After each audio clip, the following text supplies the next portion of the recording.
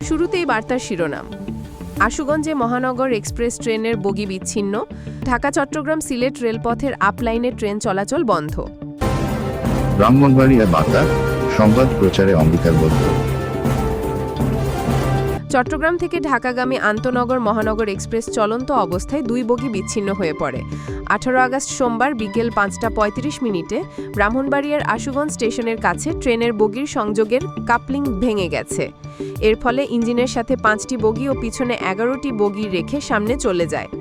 এই ঘটনায় ট্রেনের যাত্রীদের মাঝে আতঙ্ক ছড়িয়ে পড়ে, অনেকেই হুড়াহুড়ি করে ট্রেন থেকে লাফ দিয়ে নেমে পড়েন।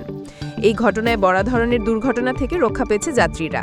এদিকে সন্ধ্যা 7টার দিকে ট্রেনটির ইঞ্জিন সহ 5টি বগি নিয়ে ঢাকার দিকে যাবার সময় ট্রেনটির ইঞ্জিন আশুগঞ্জ মেঘনা নদীর পর বিকল হয়ে পড়ে। এতে ঢাকা চট্টগ্রাম সিলেট রেলপথের আপলাইনে ট্রেন চলাচল বন্ধ হয়ে পড়ে। ট্রেনের পরিচালক KM শাহিনুর ইসলাম জানান, আশুগঞ্জ স্টেশনে ঢোকার মুহূর্তে ট ও ঠ বগির মাঝখানের কাপলিং ভেঙে আলাদা হয়ে যায়।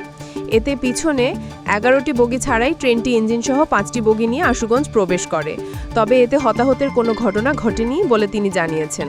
আশুগঞ্জ রেল স্টেশনে স্টেশন মাস্টার শহীদুল ইসলাম জানান, ট্রেনটি ইঞ্জিন থেকে বিচ্ছিন্ন হয়ে পড়া 11টি বগি কর্ণফুলী ট্রেনের ইঞ্জিন দিয়ে আশুগঞ্জ স্টেশনে আনা হচ্ছে। এছাড়া ডাউন লাইন দিয়ে ট্রেন চলাচল স্বাভাবিক রাখার চেষ্টা চলছে, তবে আপ লাইনে ট্রেন চলাচল বন্ধ রয়েছে। নিউজ ডেস্ক, ব্রাহ্মণবাড়িয়া বার্তা। ব্রাহ্মণবাড়িয়া বার্তা, সংবাদ প্রচারে অঙ্গীকারবদ্ধ।